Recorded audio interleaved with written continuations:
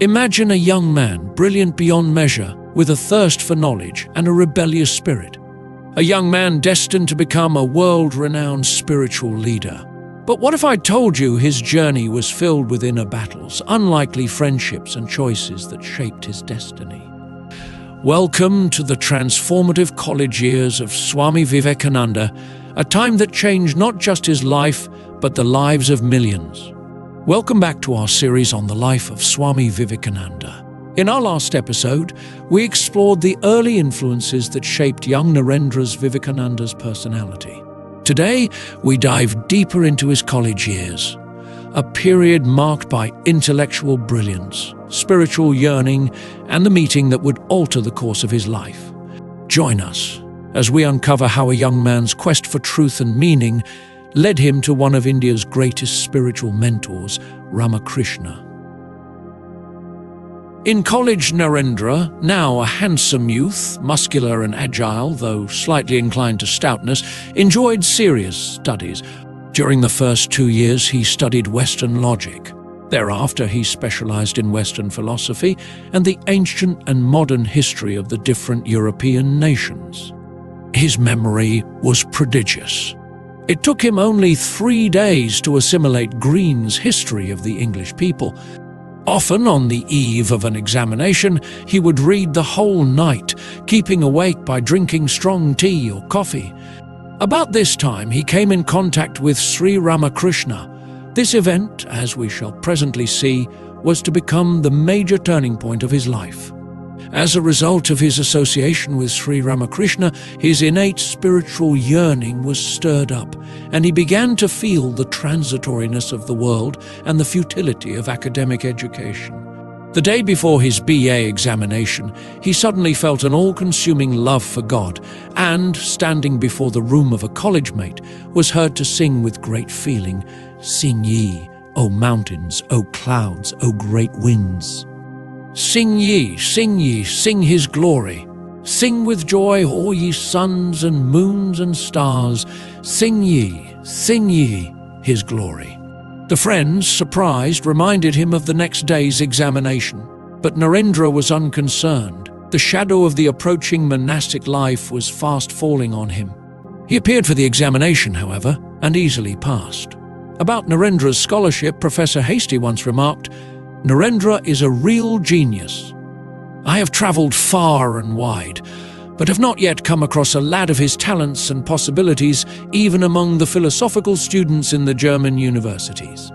He is bound to make his mark in life." Narendra's many-sided genius found its expression in music as well. He studied both instrumental and vocal music under expert teachers. He could play on many instruments, but excelled in singing. From a Muslim teacher, he learnt Hindi, Urdu, and Persian songs, most of them of devotional nature.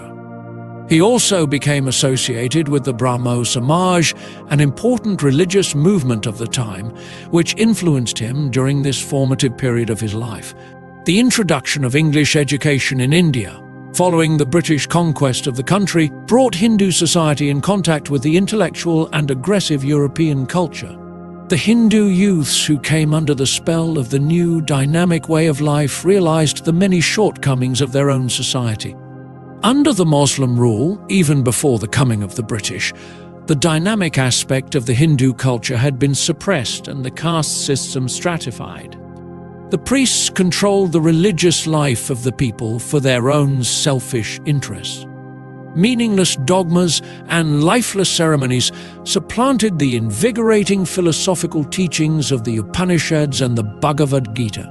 The masses were exploited, moreover, by the landlords, and the lot of women was especially pitiable. Following the breakdown of the Muslim rule, chaos reigned in every field of Indian life: social, political, religious, and economic. The newly introduced English education brought into sharp focus the many drawbacks of society, and various reform movements, both liberal and orthodox, were initiated to make the national life flow once more through healthy channels. The Brahmo Samaj, one of these liberal movements, captured the imagination of the educated youths of Bengal.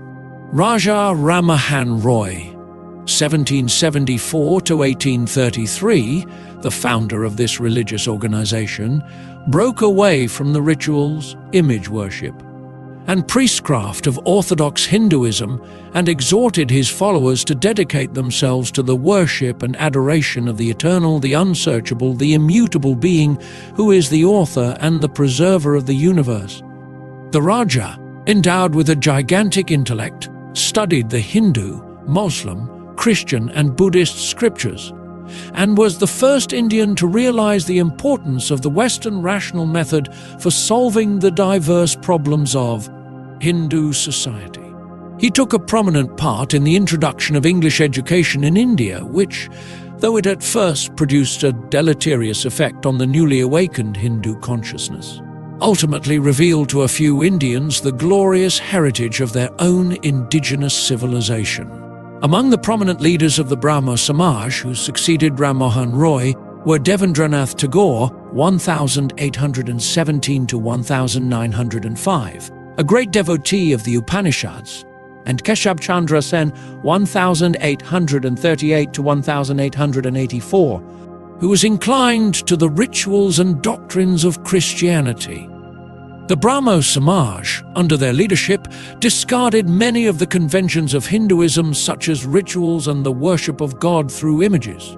Primarily a reformist movement, it directed its main energy to the emancipation of women, the remarriage of Hindu widows, the abolition of early marriage, and the spread of mass education. Influenced by Western culture, the Brahmo Samaj upheld the supremacy of reason, preached against the uncritical acceptance of scriptural authority, and strongly supported the slogans of the French Revolution. The whole movement was intellectual and eclectic in character, born of the necessity of the times. Unlike traditional Hinduism, it had no root in the spiritual experiences of saints and seers. Narendra, like many other contemporary young men, felt the appeal of its progressive ideas and became one of its members. But, as will be presently seen, the Brahmo Samaj could not satisfy the deep spiritual yearning of his soul. About this time, Narendra was urged by his father to marry, and an opportunity soon presented itself. A wealthy man, whose daughter Narendra was asked to accept as his bride, offered to defray his expenses for higher studies in England so that he might qualify himself for the much-coveted Indian civil service. Narendra refused. Other proposals of similar nature produced no different result. Apparently, it was not his destiny to lead a householder's life. From boyhood, Narendra had shown a passion for purity. Whenever his warm and youthful nature tempted him to walk into a questionable adventure, he was held back by an unseen hand. His mother had taught him the value of chastity and had made him observe it as a matter of honor, in loyalty to herself and the family tradition. But purity to Narendra was not a negative virtue, a mere abstention from carnal pleasures. To be pure, he felt, was to conserve an intense spiritual force that would later manifest itself in all the noble aspirations of life. He regarded himself as a brahmacharin, a celibate student of the Hindu tradition, who worked hard, prized ascetic disciplines, held holy things in reverence, and enjoyed clean words, thoughts, and acts. For according to the Hindu scriptures, a man, by means of purity, which is the greatest of all virtues, can experience the subtlest spiritual perceptions. In Naren, it accounts for the great power of concentration, memory, and insight, and for his indomitable mental energy and physical stamina.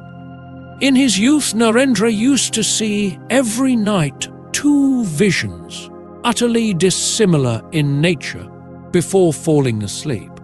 One was that of a worldly man with an accomplished wife and children, enjoying wealth, luxuries, fame, and social position. The other, that of a sannyasin, a wandering monk, bereft of earthly security and devoted to the contemplation of God. Narendra felt that he had the power to realize either of these ideals, but when his mind reflected on their respective virtues, he was inevitably drawn to the life of renunciation. The glamour of the world would fade and disappear. His deeper self instinctively chose the austere path.